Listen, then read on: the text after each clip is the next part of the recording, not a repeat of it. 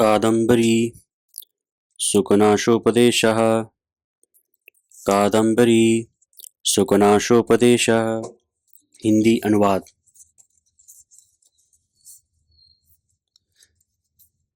भारतीय राज परंपरा के अनुसार राजा अपने ज्येष्ठ पुत्र को युवराज पद पर प्रतिष्ठित करता था।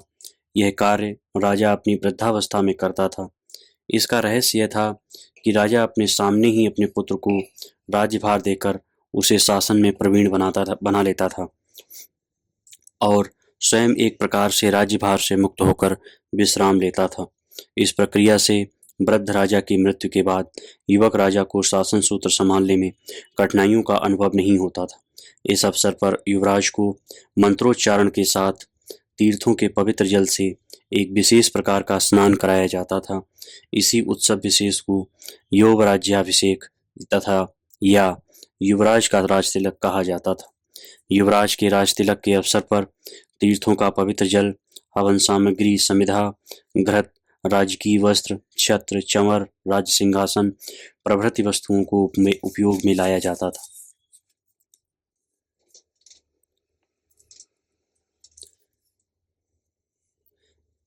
अब मूल कथा। एवं समतिक्रामत्सु केषुचित्। इस तरह कुछ दिन बीतने के बाद चंद्रापीठ को युवराज कर्म के लिए अभिषेक की इच्छा करने की इच्छा वाले महाराज तारापीठ ने अभिषेक की सभी सामग्री जुटाने के लिए द्वारपालों को आदेश दिया। एक बार दर्शन के लिए आए हुए निकट भविष्य में यौवराज्य के लिए अभिषिक्त होने वाले पहले से ही विनीत चंद्रापीठ को और अधिक विनीत बनाने की इच्छा वाले प्रधानमंत्री सुकनास ने विस्तार पूर्वक कहा।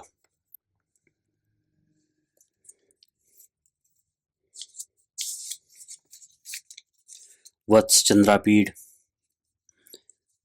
ज्ञातव्य विषयों के ज्ञाता, सभी शास्त्रों में निष्णात तुमको कुछ भी कहना शेष नहीं है। फिर भी बात यह है कि युवावस्था का घनीभूत अंधकार सहस्र रश्मि के आलोक, मणियों की कांति और दीपक के प्रकाश पुंज से भी दूर नहीं किया जा सकता है।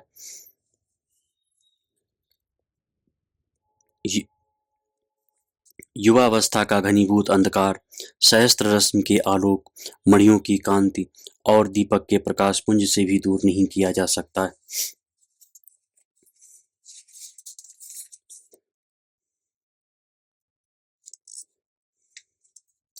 अन्यान्य मद कालक्रम से स्वयमेव शांत हो जाते हैं, किंतु धन का उन्माद तो मध्य दम तक भी शांत नहीं होता है। तिमिर नामक भयंकर नेत्र रोग भी अंजन आदि की चिकित्सा से दूर हो सकता है, किंतु ऐश्वर्य का अविवेक रूपी गाढ़ अंधत्व तो अंजनादि रूपी किसी भी उपदेशोपचार से दूर नहीं होता।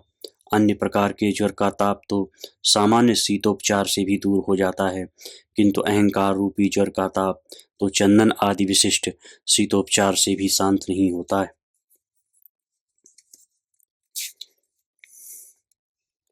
विषय रूपी विष के सेवन से उत्पन्न हुआ मोह ऐसा कठिन होता है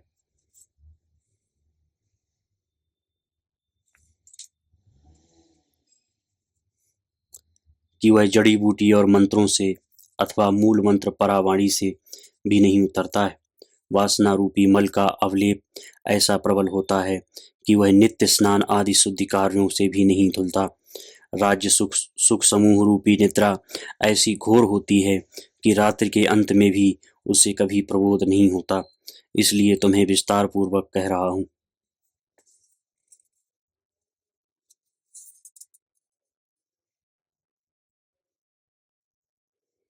जन्मजात प्रभुता, युवावस्था, अनुपम सौंदर्य और अलौकिक शक्ति संपन्नता, यह अनर्थों की बहुत बड़ी श्रृंखला है। इनमें से अलग अलग रूप में एक एक भी सभी प्रकार की उद्दंडताओं की उत्पत्ति भूमि है। फिर एकत्र मिले हुए इनके समूह का कहना ही क्या। शास्त्रों के मनन से उत्पन्न ज्ञान रूपी जल से धुल जाने के कारण युवकों की विशुद्ध बुद्धि भी जवानी चढ़ने पर बहुधा दूषित हो जाती है।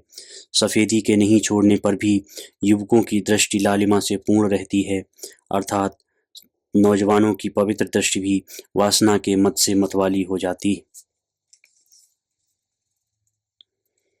जिस प्रकार चक्कर काटते हुए धूलि समूह से भरा हुआ बवंडर सूखे पत्तों को बहुत दूर उड़ा ले जाता है, उसी प्रकार रजोगुणजन्य विभ्रम को पैदा कर देने वाली प्रकृति भी युवावस्था में मनुष्य को अपने आप बहुत दूर खींच ले जाती है।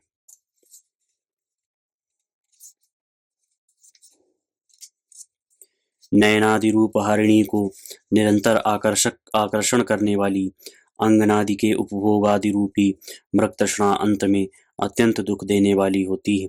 जिस प्रकार हर्रे आदि कसैले द्रव्यों के खाने के बाद जल और अधिक मीठा लगने लगता है, उसी प्रकार युवावस्था के कारण ललनादि से अनुरक्त मानव मन को विषय सुख अधिक मधुर लगने लगता है। जिस प्रकार दिशाभ्रम पथिक को भटकाकर गलत रास्ते पर पहुंचा देता है, उसी प्रकार विपरीत आचरण कराने वाली वनितादि विषयों की वासना भी पुरुषों का पतन करा देती है।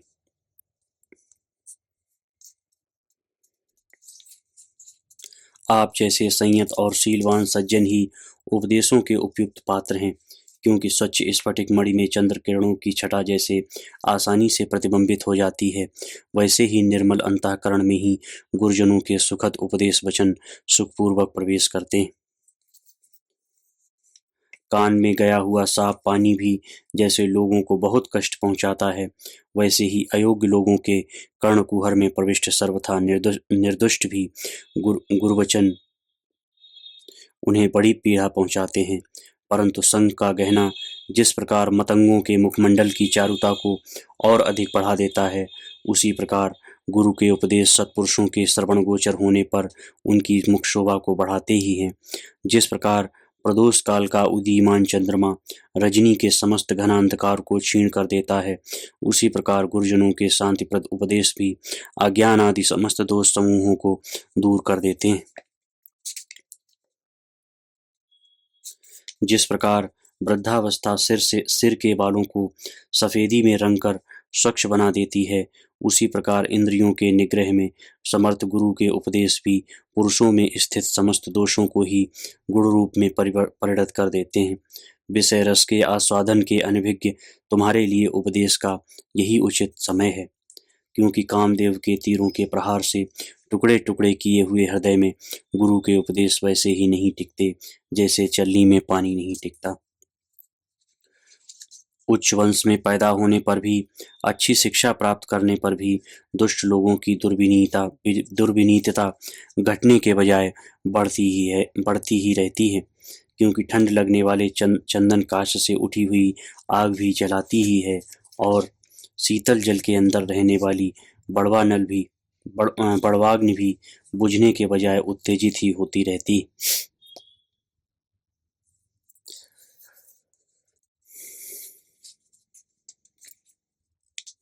जिस प्रकार जल से स्नान करने पर शरीर के समस्त विकार धुल जाते हैं, उसी प्रकार गुरु के उपदेश से मनुष्य के बाह्याभ्यंतर समस्त दोष दूर हो जाते हैं। इसलिए गुरु उपदेश को बिना जल का स्नान कहा गया है।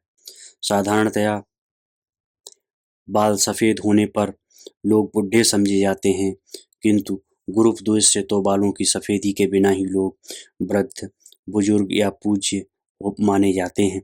इसीलिए गुरु उपदेश को बुढ़ौती के समान ही वृद्धत्व कहा जाता है। मेदा चर्बी में विकार होने से मनुष्य स्थूल हो जाता है, उसकी तोंद निकल आती है, किंतु गुरु उपदेश से मेदोदोष के बिना ही लोग गौरवान्वित वजनदार हो जाते हैं। अतएव गुरु उपदेश को बिना मोटेपन के ही गुरुत्व कहा गया है। यूं तो स्वर्ण रचित अलंकार ही कानों को अलंकृत करते हैं, किंतु गुरु उपदेश तो स्वर्ण निर्मित नहीं होते, वे भी श्रवण विभूषण है। प्रकाश में जगमगाहट होती है, किंतु गुरु उपदेश तो जगमगाहट के बिना ही प्रकाश स्वरूप है। शयन के मध्य में जंगा देने से उसे बेचैनी हो जाती है, शयन के मध्य में जगा देने से उसे बेचैनी हो जाती है, किंतु गुरूपदेश तो बिना तकलीफ दिए ही जगाने वाला उत्तम साधन है।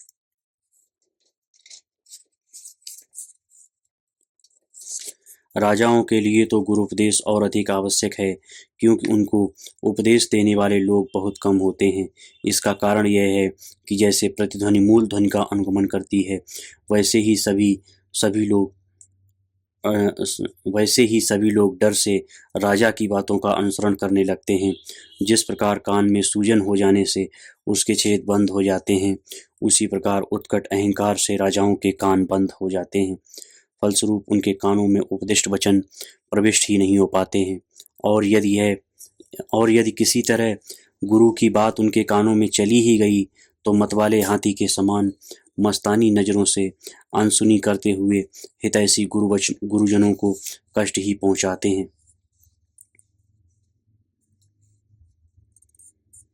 जिस प्रकार दाह ज्वर की मूर्छा से मनुष्य संज्ञाहीन हो जाते हैं, उसी प्रकार अहंकार से राजाओं की प्रकृति में भ्रांति उत्पन्न हो जाती है। धन तो झूठे अभिमान और उन्मत्तता के जनक ही होते हैं। जिस प्रकार विष का नशा मनुष्यों में सुस्ती पैदा कर देता है, उसी प्रकार राज्य लक्ष्मी भी राज्य के मद से राजाओं में प्रमाद उत्पन्न करा देती है। मंगल के अभिलाषी आप लक्ष्मी को ही पहले देखें। मंगल के अभिलाषी आप लक्ष्मी को ही पहले देखें। जिस प्रकार भ्रमरी कमल वन में अनवरत भ्रमण करती रहती है, उसी प्रकार यह लक्ष्मी भी वीरों की अधिसारा में विलास करती रहती है। यह लक्ष्मी एक साथ रहने से परिचय बढ़ जाने के कारण वियोग के समय में मनोविनोद के चिन्ह के रूप में परिजात के पल्लवों से अनुराग, चंद्रमा की कला से कुटिलता और उच्चैःश्रवा से अस्थिरता, हलाहल से सम्मोहन शक्ति, मदिरा से मादकता और कौस्तुभ मणि से कर्कशता आदि को लेकर ही क्षीर सागर से मानो बाहर निकली।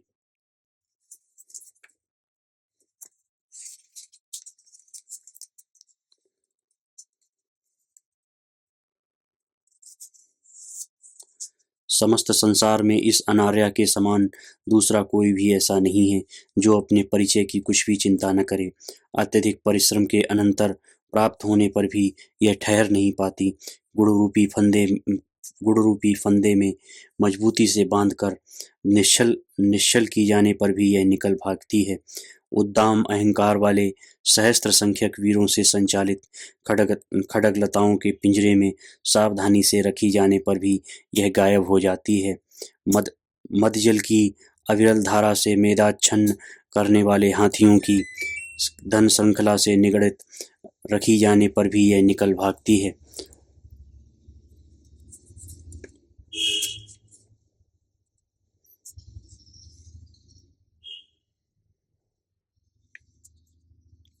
यह अनार्या लक्ष्मी न तो स्वजनों से संबंध का निर्वाह करती है, अर्थात चिरकाल तक कहीं रहकर भी चल देती है। अच्छे अच्छे कुलों का भी ध्यान नहीं रखती, न सौंदर्य को दृष्टिपथ में लाती है, न वंश परंपरा का ही अनुसरण करती है, और न तो शील का मूल्यांकन करती है, न विद्वत्ता का विचार करती है। रूपवान, कुलीन, शीलवान और विद्वान के पास भी नहीं देखी जाती, और न शास्त्रोक्त विधियों का ही आदर करती है, अर्थात शास्त्रोक्त उपाय से बुलाने पर भी नहीं आती। न तो धर्म के अनुरोध पर ही चलती है, धर्मनिष्ठ व्यक्ति के पास भी नहीं रहती है। न दान का सम्मान करती है, दानी के पास भी नहीं रहती है। विशिष्ट ज्ञान को प्रश्रय नहीं देती है, ज्ञानी के पास नहीं भटकती है। शिष्ट जनों के द्वारा निर्दिष्ट मार्गों पर भी नहीं चलती, सन्मार्ग पर चलने वालों के पास नहीं रहती। यथार्थ वस्तुओं का ध्यान नहीं रखती है, और न सामुद्रिक शास्त्र प्रतिपादित तिलकादि चिन्ह विशेषों को ही सार्थक बनाती है, और दृष्टि के भ्रम से आकाश मंडल में दिखाई पड़ने वाले गंधर्व नगर के समान देखते देखते ही मनुष्यों के नेत्रों से ओझल हो जाती है। यह लक्ष्मी इस प्रकार घूमती रहती है मानो मंदराचल के भ्रमण से उत्पन्न भंवर के चक्कर काटने यह लक्ष्मी इस प्रकार घूमती रहती है मानो मंदराचल के भ्रमण से उत्पन्न भंवर के चक्कर काटने का संस्कार उसमें अब तक बना ही हो। चंचला यह लक्ष्मी इसलिए अपने पैरों को स्थिरता पूर्वक नहीं जमा पाती, मानो कमलिनी में विचरण के संपर्क से पांव में कमलदंड के कांटे चुभ गए हों।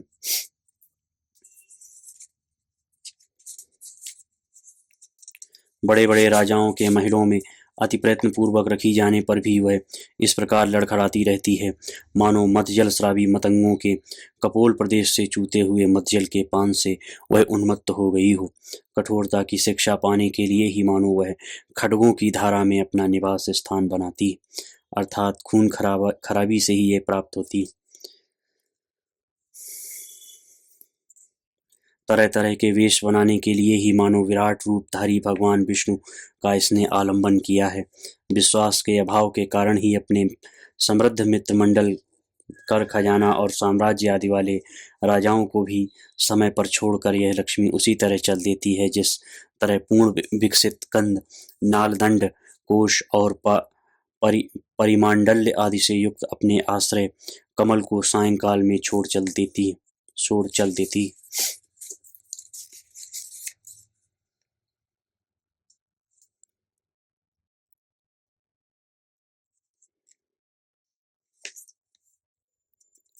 जिस प्रकार लतिकाएं वृक्षों का आलिंगन करती हैं, उसी प्रकार लक्ष्मी भी नीच पुरुषों को अपनाती है। जैसे भीष्म की माता गंगा लहरों और बुलबुलों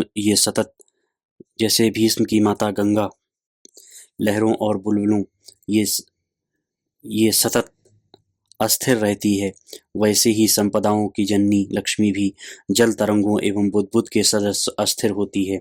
जिस तरह रसातल की गुफा तिमिराच्छन्न रहती है, वैसे ही यह भी तमोगुण प्रधान होती है।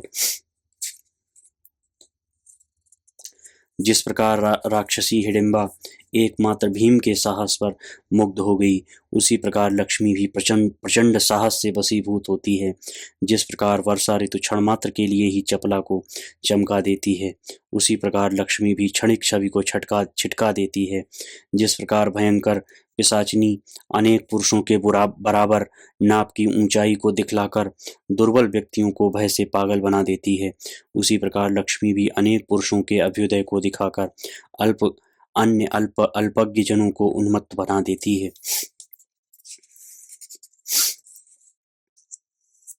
सरस्वती की जिस पर अनुकंपा हो जाती है, उसको मानो डाह से आलिंगन नहीं करती। दया, धीरता प्रभृति गुणों से समन्वित पुरुष को अछूत समझकर स्पर्श भी नहीं करती है। उदार स्वभाव के पुरुष को अशुभ मानकर उसके दर्शन से भी बचती है, अर्थात इन लोगों के पास लक्ष्मी जाती ही नहीं।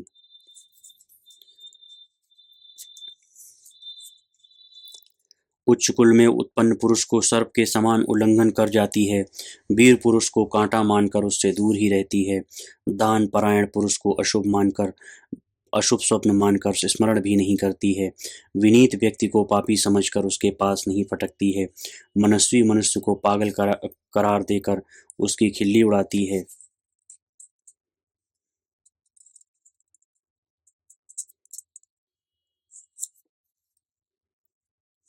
यह लक्ष्मी मानो मायाजाल का प्रदर्शन करती हुई इस संसार में अपने परस्पर विरोधी चरित्रों का नाट्य करती रहती है। उदाहरण के लिए गर्मी का आरोप करती हुई भी यह लक्ष्मी शीतलता उत्पन्न करती है, अर्थात मनुष्य में धन का अभिमान उत्पन्न करके उसको उचित अनुचित के विवेक से रहित कर देती है।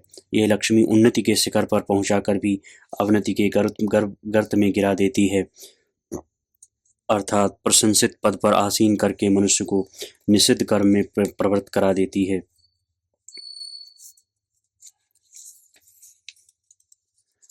जलधि से जन्म ग्रहण करके भी यह लक्ष्मी प्यास को बढ़ाती है, अर्थात लोगों में धन की लालच पैदा करती है। शिवत्व को प्राप्त कराकर भी फिर शिव से भिन्न स्वभाव का प्रसार करती है, अर्थात शासक बनाकर उसको जनता का शोषक बना देती है। शक्ति का संवर्धन करती हुई भी लक्ष्मी मनुष्य को अकिंचन बना देती है, अर्थात सैन्यादि बल से संपन्न करके भी पुरुष को कृपण बना देती है।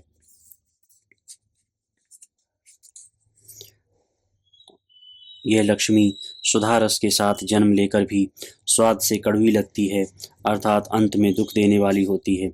शरीर को धारण करके भी आंखों में ओझल ही रहती है। श्रेष्ठ पुरुषों में अनुरक्त रहकर भी दुष्टों के साथ रमण करती है, अर्थात भगवान विष्णु की सहगामिनी होकर भी दुष्टों का मनोरंजन करती है। मानो रजोमयी मानो रजोमयी धूल निर्मिता होने के कारण निर्मल पुरुष को भी कलुषित कर देती है, अर्थात रजोगुण की प्रधानता के कारण यह लक्ष्मी राग द्वेष आदि से मुक्त पुरुष को भी राग द्वेष आदि से युक्त कर देती है। बिजली के समान चंचल यह लक्ष्मी जैसे जैसे प्रकाश करती है, वैसे ही दिए की लौ के समान काजल की भांति सिर्फ काली करतूतें ही दिखलाती है। क्योंकि जिस प्रकार जल की धाराओं से विष की लताओं का पोषण होता है, उसी प्रकार यह लक्ष्मी भी मनुष्य की लालसा को आगे ही बढ़ाती रहती है। जैसे बहेलियों का संगीत हरिणों को आकृष्ट कर लेता है, वैसे ही ये लक्ष्मी भी मनुष्यों की इंद्रियों को मोह लेती है। जिस प्रकार धूम रेखा से आच्छादित होने पर चित्र दूषित हो जाते हैं, उसी प्रकार इस लक्ष्मी के दुष्प्रभाव से सज्जनों के चरित्र कलंकित हो जाते हैं। जिस प्रकार मुलायम बिछावन गाढ़ निद्रा की सहायिका है, उसी प्रकार यह लक्ष्मी भी मोह की साधिका है। जिस प्रकार जर्जर बल भी राक्षसियों का निवास स्थान कहा जाता है, उसी प्रकार यह लक्ष्मी भी संपदाओं के घमंड का आगार है। जिस प्रकार तिमिर नाम का रोग विशेष दर्शन शक्ति का संहारक है, उसी प्रकार लक्ष्मी भी वेद स्मृति आदि शास्त्र मर्यादा की निरोधक है। जिस प्रकार आगे आगे फहरते चलने वाले झंडे अपने पीछे पीछे आने वाले रथ आदि वस्तुओं का संकेत करते हैं, उसी प्रकार ये लक्ष्मी भी दुराचरण आदि कुकृत्यों की संकेतिका है। जैसे नदियाँ घड़ियाल आदि जल जंतुओं की उत्पत्ति स्थान है, वैसे ही ये लक्ष्मी भी कोप की परंपरा का स्रोत है। जिस प्रकार मदिरालय मद्यपान का अड्डा है, उसी प्रकार ये लक्ष्मी भी इंद्रियों के वनिता भी भोग्य पदार्थों का केली भवन है। जिस तरह संगीतशाला बहुओं के अभिनय का शिक्षण केंद्र है, उसी तरह यह लक्ष्मी भी धनहीनों के प्रति धनाभिमानियों की त्योरियां चढ़ाने वाली है। जिस प्रकार गुफाएं सांपों के रहने की जगह हैं, उसी प्रकार यह लक्ष्मी भी कामादि दोषों का निवास स्थान है।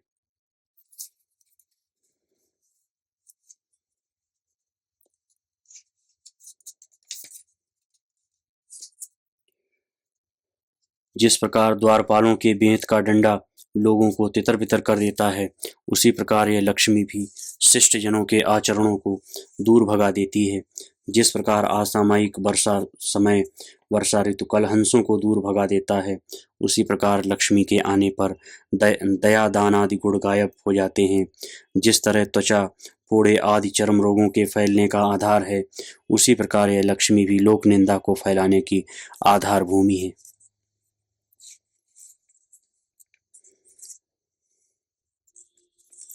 जिस प्रकार सूत्रधारा धारादि प्रवेशात्मक प्रस्तावना से नाटक का प्रारंभ होता है, उसी प्रकार लक्ष्मी से छलनाओं का श्री गणेश होता है।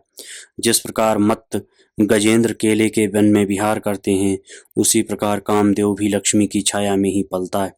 जिस प्रकार वाद्यशाला प्राणियों को मौत के घाट उतार देती है, उसी प्रकार लक्ष्मी भी मनुष्य के सौजन्य को समाप्त कर देती है। जिस प्रकार राहु की रचना से राकेश ग्रस्त हो जाता है, उसी प्रकार लक्ष्मी भी धर्म को निगल जाती है। ऐसा कोई भी नौजवान नहीं होगा जिसने बिना जान पहचान की मेहमान बनने वाली इस मायाविनी लक्ष्मी के द्वारा दृढ़ता से आलिंगित होकर धोखा न खाया हो, क्योंकि निश्चय ही ये लक्ष्मी चित चित चित्र लिखित होने पर भी चल देती है। मिट्टी और लकड़ी आदि की गुड़िया बनी हुई भी ये जादू का खेल दिखाने वाली है। पत्थर में खुदी हुई भी धोखा दे देने वाली है। सुनी हुई भी ये छलने वाली है। प्राप्त होने की आज्ञा से ध्यान ध्यान की हुई भी ठगती है। प्राप्त होने की आज्ञा से ध्यान की हुई भी ठगती है।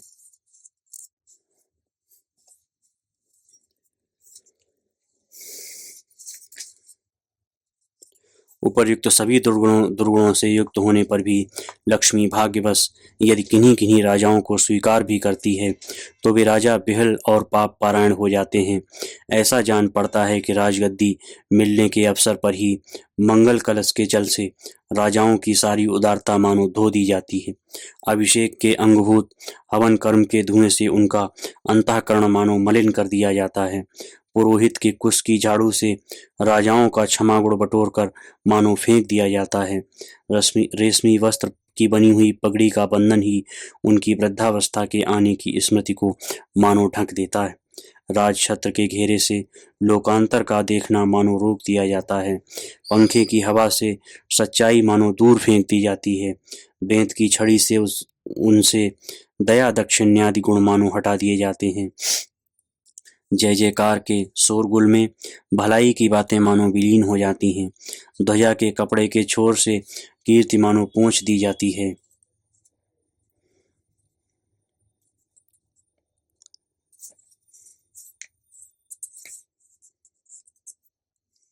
दूर तक उड़ते रहने के परिश्रम से थके हुए पक्षियों के ग्रीवा प्रदेश के समान चंचल जुगनू की रोशनी के समान क्षण मात्र के लिए चित्ताकर्षक अतएव विवेकशील पंडितों के द्वारा तिरस्कृत समृद्धि से लालची बनाए गए थोड़े से भी धन के मिल जाने के अहंकार से जन्मकालीन वृत्तांत को भूल जाने वाले कफ पित्त वात और के विकार से बढ़े हुए और इसलिए बिगड़े हुए शोणित के समान काम क्रोध लोभ आदि विकारों से पीड़ित होने वाले शब्द स्पर्श आदि अनेक विषयों के रसास्वादन की इच्छा के कारण 5 होने पर भी हजारों इंद्रियों से दिन रात प्रयत्नों में लगे रहने वाले स्वाभाविक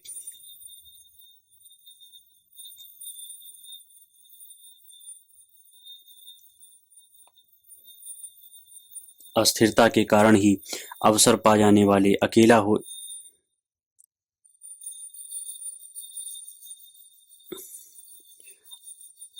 होने पर भी हजारों के जैसे मनों के द्वारा कुछ राजा लोग विकल हो जाते हैं।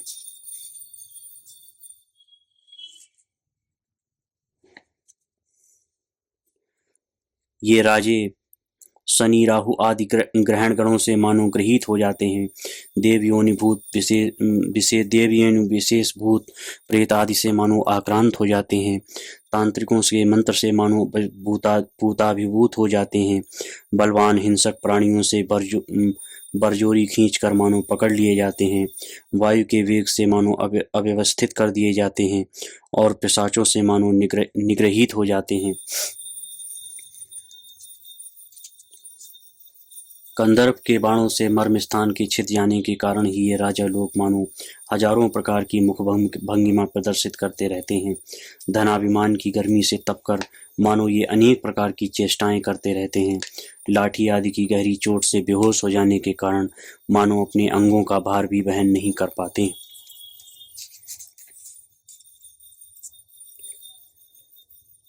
जिस प्रकार केकड़े टेढ़े मेढ़े चलते हैं उसी प्रकार राजा लोग भी सभी के साथ टेढ़ापन ही दिखलाते हैं। जिस प्रकार अधर्म के कारण चलने की शक्ति से शून्य लंगड़े दूसरों के सहारे चलते हैं उसी प्रकार अपने कुकर्म के कारण पथभ्रष्ट राजा लोग भी दूसरों के इशारे पर चलते हैं। जिस प्रकार निनावा आदि मुख रोग के कारण लोग रुक रुक कर अस्पष्ट बोलते हैं उसी प्रकार राजा लोग भी झूठी होने के कारण अपनी बातों को सचाते कहते हैं। जिस प्रकार सप्तपर्ण के वृक्ष अपने पुष्पराग से उत्पन्न विकार से निकटवर्ती लोगों के सिर में दर्द पैदा कर देते हैं उसी प्रकार राजागण भी अपने रजोगुण जनित अवज्ञा सूचक नेत्र भंगिमा से पास में बैठने वालों को दुखी कर देते हैं। कुछ ही क्षणों में काल कवलित होने वाले के समान ही राजा भी अहंकार के कारण अपने बांधवों को पहचान नहीं पाते हैं।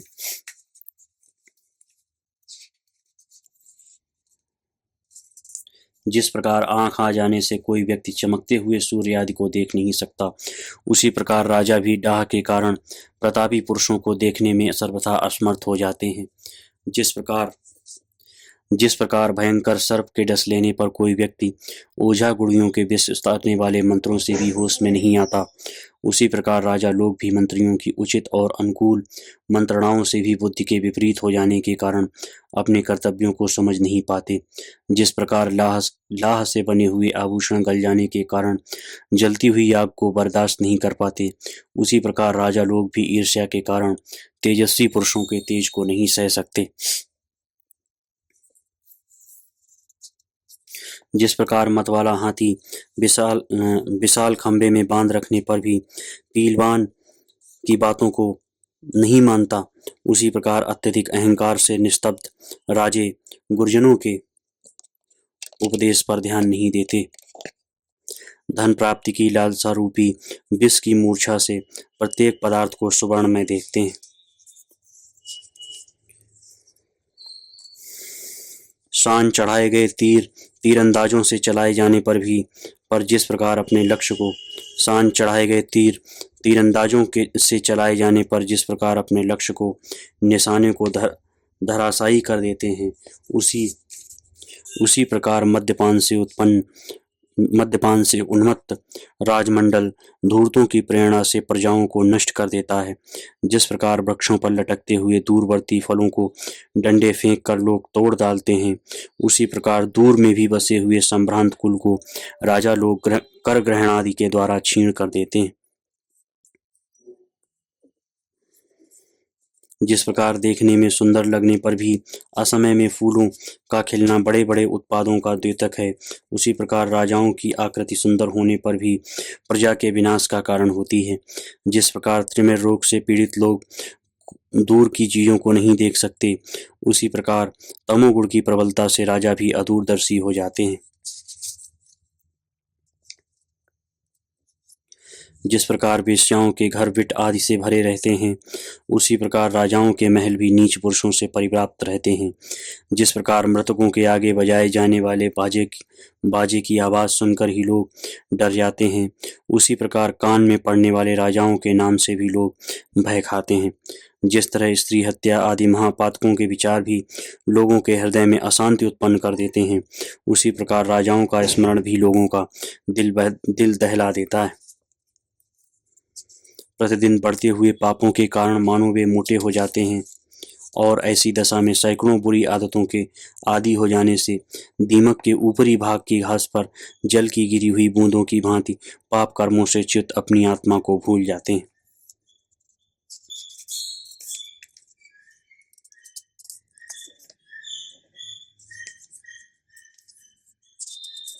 केवल अपने ही प्रयोजन को पूरा करने के हेरफेर में रहने वाले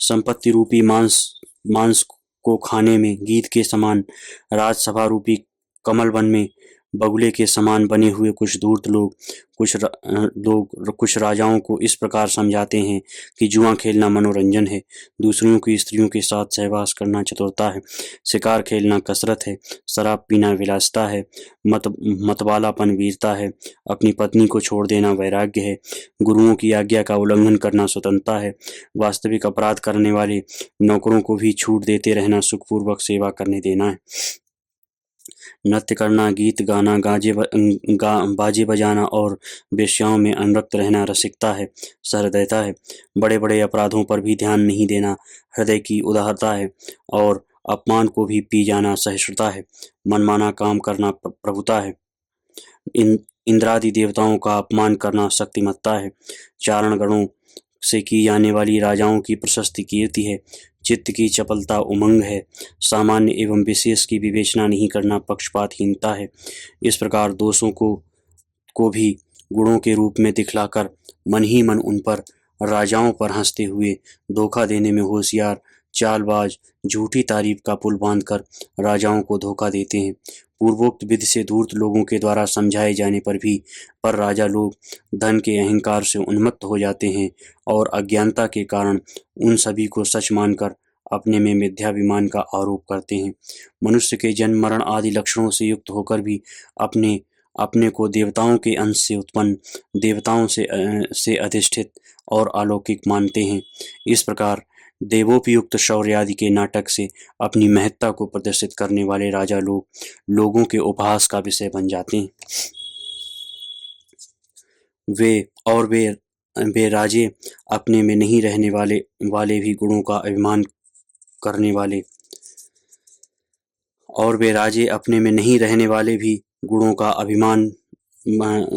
अभिनय करने वाले परिजनों के नाटक की प्रशंसा करते हैं। अपने अंदर नहीं रहने वाले देवत्व आदि गुणों की स्थापना रूपी धूर्तों की चालबाजी से झूठी आशा में पड़कर अपने दिमाग को खाली कर बैठने वाले राजा लोग भीतर घुसे हुए मानव और दो भुजाओं से युक्त अपने बाहुबल को रोचते हुए अपने को चतुर्भुज विष्णु मान बैठते हैं। अपने भाल प्रदेश को चर्म से आच्छादित तृतीय नेत्र से युक्त मानकर मानो वे अपने को त्रिनेत्रधारी भगवान शंकर समझते हैं। ये राजे प्रजाजनों को अपना दर्शन देना भी उन पर मानो अपनी कृपा मानते हैं। अपनी आंख उठाकर देखना भी मानो लोगों का उपकार करना मानते हैं। किसी के साथ वार्तालाप करना भी उसके लिए मानो पुरस्कार देना समझते हैं। अपने आदेश को भी प्रजाओं के लिए मानो वरदान मानते हैं। प्रजाओं का स्पर्श करना भी उनको पवित्र करना समझते हैं। प्रजाओं का स्पर्श करना भी उनको पवित्र करना समझते हैं।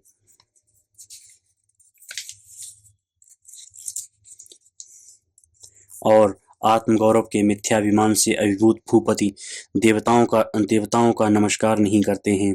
भोजन वस्त्र आदि का दान देकर ब्राह्मणों की पूजा नहीं करते हैं। माननीय जनों का आदर नहीं करते हैं। पूजनीय लोगों की पूजा नहीं करते हैं। प्रणम्य लोगों के चरणों का स्पर्श नहीं करते हैं। गुरुजनों के आने पर उठकर उनका स्वागत नहीं करते हैं।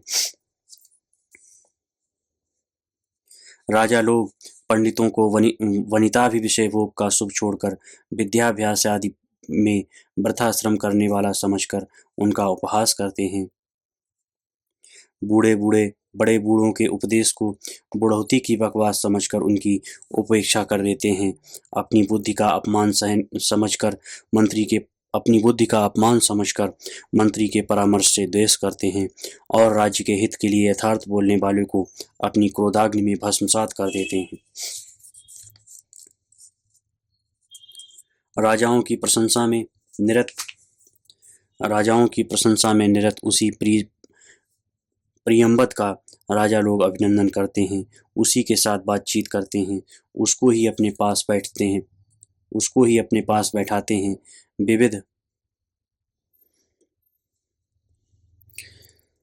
सहायता प्रदान करके उसी को समृद्ध बनाते हैं। उसके साथ ही सुखपूर्वक निवास करते हैं। उसको ही बार बार दान देते हैं। उसको ही अपना मित्र बनाते हैं। उसी की बातों को सुनते हैं। उसी के यहाँ धन की वर्षा करते हैं। उसको ही सर्वश्रेष्ठ मानते हैं और उसी को अपना विश्वास पात्र बना लेते हैं। जो लोग अन्य सभी कार्यों को छोड़कर दिन रात हाथ जोड़े अपने आराध्य देव की भांति निरंतर राजाओं का यशोगान करते हैं अथवा उसके बड़प्पन को और अधिक बढ़ा चढ़ाकर व्यक्त करते रहते हैं,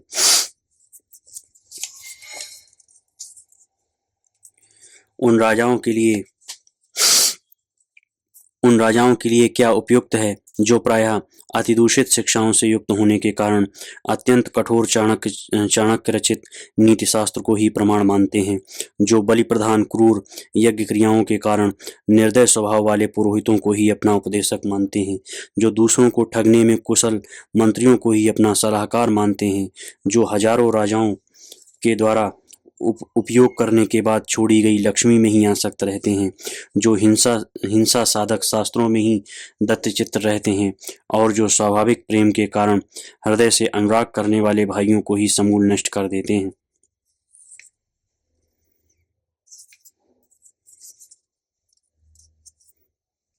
हे युवराज, उपयुक्त दुर्गुणों की खान हजारों कुटिल और दुखदायी व्यवहारों के कारण भयंकर इस राजशासन की प्रक्रिया में तथा ऐसी महामोहकारी युवावस्था में आप ऐसा प्रयत्न करें जिससे लोग आपका उपहास न करें, सज्जन वृंद आपकी निंदा न करें, आप गुरुजनों की फटकार न सुने, मित्रगण आपको उलाहना न दें, पंडित समाज आपकी आलोचना न करें, कामी पुरुष आपके रहस्य का उद्घाटन न करें, कार्य निपुण पुरुष आपकी हंसी न उड़ाएं, लंपट लोग आपके धन का दुरुपयोग न करें, भेड़िए के समान आपके परिचारक आप पर टूट न पड़ें, से आप धोखा न खाएं, ललनाएं आपको लुभा न सकें, राजलक्ष्मी आपको छोड़ने न पाए, अहंकार आपको नचाने न पाए, कामदेव आपको उन्मत्त न बना दे, इंद्रा इंद्रियों के उपभोग पदार्थ आपको कुमार्ग में न ले जाएं, चंदन माला और वनिता आदि की आसक्ति आपको अपनी ओर न खींच ले और जीवन के वास्तविक आनंद से कहीं आप वंचित न हो जाएं।